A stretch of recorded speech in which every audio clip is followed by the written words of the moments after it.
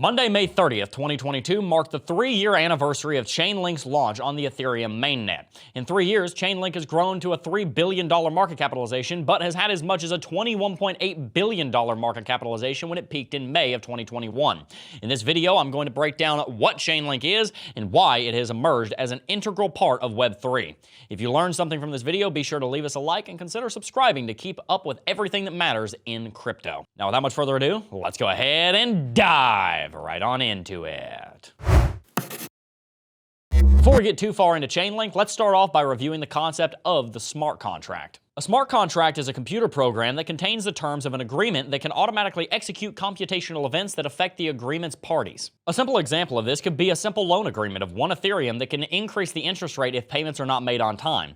The smart contract can be referenced just like a traditional paper contract, except that the terms of the contract are much more secure within a blockchain protocol like Ethereum or Cardano, where you can't spill coffee on it. Smart contracts can do much more than just acting as a referential document like their paper predecessors. Mortgage, insurance, escrow, supply chain management, clinical trials, and many other systems applications can be accomplished through smart contracts. In theory, the entire IRS and its tax code could operate through a network of smart contracts that can verify tax returns' accuracy much more effectively. I could even make a smart contract that would dispense a specified amount of Bitcoin to everyone who went to a certain website and completed a survey and provided a valid Bitcoin wallet address to send Bitcoin to.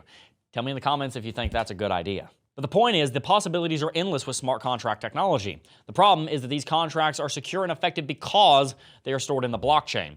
By design, blockchains are isolated from as much of the outside world as possible to minimize vulnerabilities. So how does real-time information from the outside world make its way into blockchain protocols, and how do smart contracts stay up to date and execute in the way that they are intended to? Enter the oracles. Oracles are distributed sources that report information. This information can then be fetched through the Chainlink network that then pipes the information to the smart contracts that require it. Oracles themselves can do a lot of different things. ESPN, Fox Sports, and NFL.com may be an Oracle cluster that informs a Chainlink node of what to report as the final score to a smart contract that manages crypto sports betting.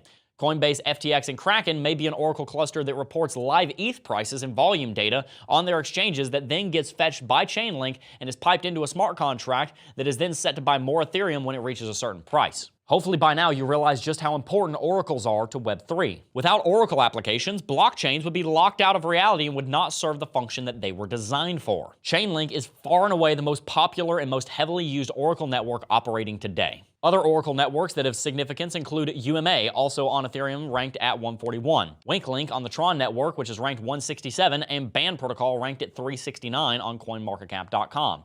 Note that the higher the number rank on CoinMarketCap.com, the lower the market capitalization, which tends to be correlated with higher risk. But Chainlink currently sits as a comfortable rank number 26, which is well within a peer group of altcoins that have proven to be popular and interesting to investors, but then again, so is Terra Luna. Speaking of which, there was actually a connection between Chainlink and Luna during its meltdown in early May of 2022. If you don't know what happened to Luna, then you're going to want to watch this video I made that covers its meltdown in detail. The link is right there. I strongly suggest watching it because what happened to Luna is emerging as an extremely important case study for the cryptocurrency community. Anyway, the connection between Chainlink and Luna was a pretty grim look into the worst case scenario for an oracle network. This tweet from @WU Blockchain reads, Venus Protocol issued a statement saying that Venus Protocol lost $11.2 million due to Chainlink's suspension of Luna price updates. Venus is a client of Chainlink, and what happened was essentially a smart contract somewhere in the Oracle network identified an irregularity in price volatility and then triggered a pause in relaying Terra price information from exchanges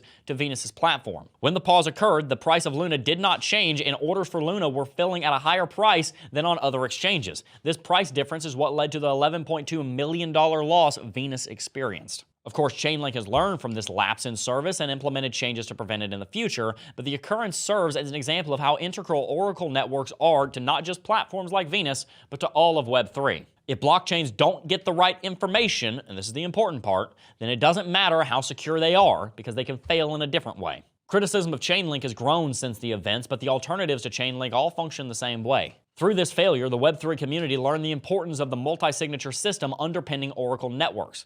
In turn, Chainlink has taken steps to fix the pausing features of their protocol by creating a higher threshold for the quantity of oracles needed for information to be considered true and executable. This is somewhat reassuring, but the truth is that the issue was not so much with Chainlink's multi-signature standards as it was with Luna's panic sell-off that triggered the fail-safe smart contract. In this episode, I've gotten pretty technical and somewhat pessimistic, but I think that honesty and transparency on this subject is imperative. I own Chainlink and have not sold as a result of this incident because it is by far the best in class when it comes to Oracle networks, but I'd really like to see more competition in this corner of Web3. These information pipelines need to be in ship shape in order for Web3 to fully replace TradFi, traditional finance, anytime soon. I know this episode was pretty heavy, but I'm willing to bet that you learned something new, so you gotta keep up on your end of the bargain and like the video. If you enjoyed today's video, make sure to hit that like button and subscribe to the channel, and don't forget, clubdefi.com will have more announcements coming soon. We filled up all 200 seats